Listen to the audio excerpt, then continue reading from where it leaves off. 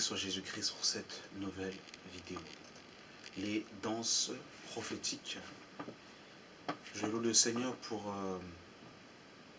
la vie qu'il nous donne, pour la santé, pour sa parole qui nous éclaire chaque jour et qui nous donne une direction parfaite, qui nous donne un sens de direction.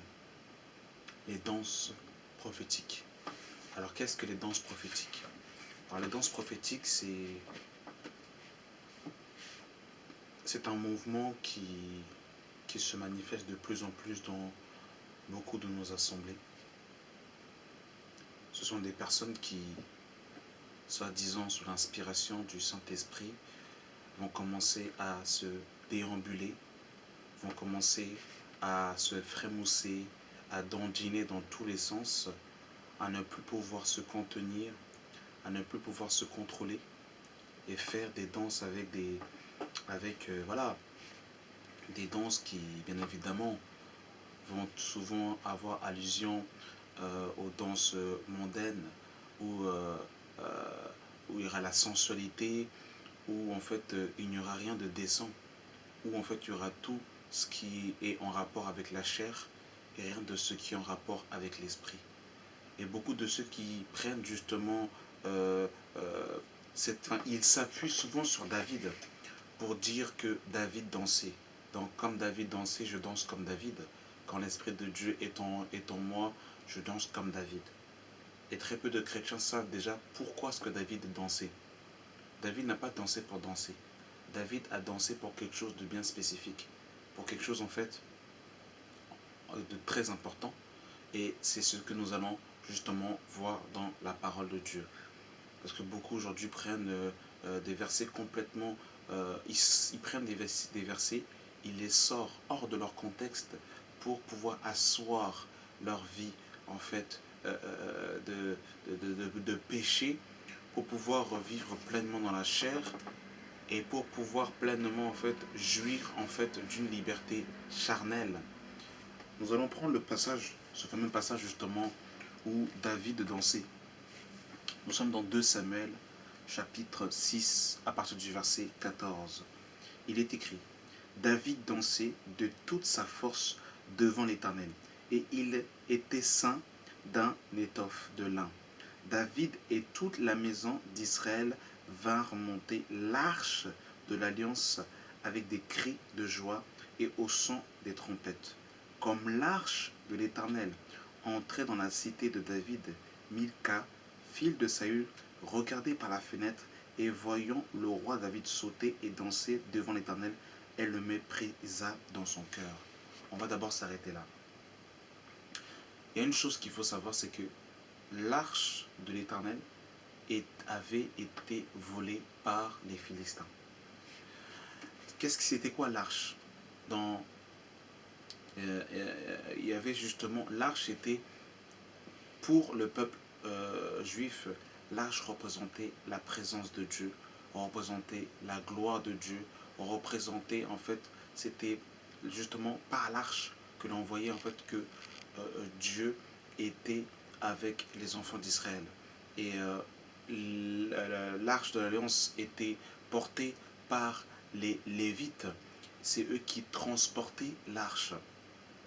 Et l'arche en fait était en fait quelque chose d'incontournable, quelque chose en fait de précieux pour les enfants d'Israël. Ça représentait la présence de Dieu, ça représentait la gloire de Dieu. Et les Philistins avaient volé justement l'arche de l'alliance aux Hébreux. Et lorsque l'arche va être retrouvée, David sera tellement dans une joie qu'il va commencer à danser. Verset 17. Après qu'on eut amené l'arche de l'Éternel, on l'a mis à sa place, au milieu de la tente que David avait dressée pour elle. Et David offrit devant l'Éternel des holocaustes et des sacrifices d'action de grâce. Quand David eut achevé d'offrir les holocaustes et les sacrifices d'action de grâce, il bénit le peuple au nom de l'Éternel des armées. Puis il distribua à tout le peuple et à toute la multitude d'Israël, hommes et femmes, à chacun un pain, une portion de viande et un gâteau de raisin. Et tout le peuple s'en alla, chacun dans sa maison. David s'en retourna pour bénir sa maison. Et Milka, fille de Saül, sortit à sa rencontre. Elle dit, quel honneur aujourd'hui pour le roi d'Israël de s'être découvert aux yeux des servantes et de ses serviteurs, comme se découvrait un homme de rien. David répondit à Milka, c'est devant l'Éternel qui m'a choisi de préférence à ton père et à toute sa maison pour m'établir chef sur le peuple de l'Éternel, soit Israël. C'est devant l'Éternel que j'ai dansé. Je veux paraître encore plus vil que cela et m'abaisser à mes propres yeux. Néanmoins, je serai en honneur auprès des servantes dont tu parles. Or Milka, fille de Saül, n'eut point d'enfant jusqu'au jour de sa mort. Et David va danser parce qu'il était saisi d'une très grande joie, parce qu'ils avaient récupéré de, l'arche de l'Éternel. Et c'est pour ça que David dansait comme ça. Et Milka, qui était sa femme, pour elle, c'était un déshonneur de voir David, son mari, qui était roi d'Israël, danser devant les servants et les servantes. Pour elle, c'était comme quelque chose d'absurde. C'était comme s'abaisser. C'était comme devenir vil. On ne pouvait pas voir le roi d'Israël dans ces conditions. Mais comme David savait en qui il avait cru, et David savait que s'il était roi d'Israël, c'est parce que c'est Dieu qui l'avait choisi et il était forcément reconnaissant à l'Éternel. Donc il n'a pas vu son statut de roi, mais il avait toujours ce cœur d'adorateur envers Yahvé, envers l'Éternel des armées. Et c'est pour cette raison justement que David a dansé en l'honneur de l'Éternel. Mais à aucun moment, David n'a dansé charnellement.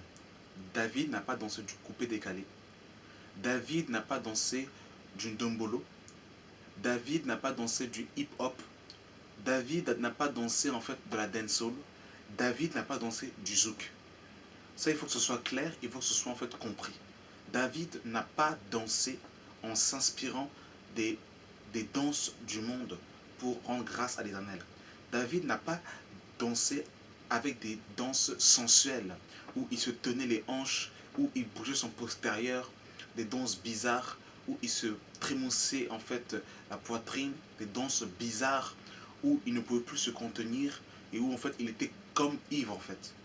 David n'avait pas de danse comme ça. C'était une joie parce que justement l'arche de l'Éternel avait été retrouvée.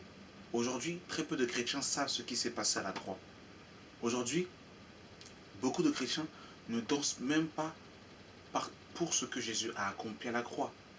Mais par la danse, par la musique, il y a certains chrétiens, pas tous, mais certains chrétiens retrouvent leurs sensations dans le monde. Donc on va utiliser la musique, la louange, pour justement revivre un peu les sensations qu'on avait dans le monde. À l'occurrence, quand on partait en boîte de nuit ou quand on partait en soirée avec ses amis. Et on va prendre la louange où on va justement faire des danses en fait impudiques, des danses en fait qui ne sont pas à la gloire de Dieu. Et ça, il faut que ce soit clair, ça, il faut que ce soit dénoncé. Donc on peut danser pour le Seigneur, ça c'est pas un problème. David a dansé, il était dans la joie.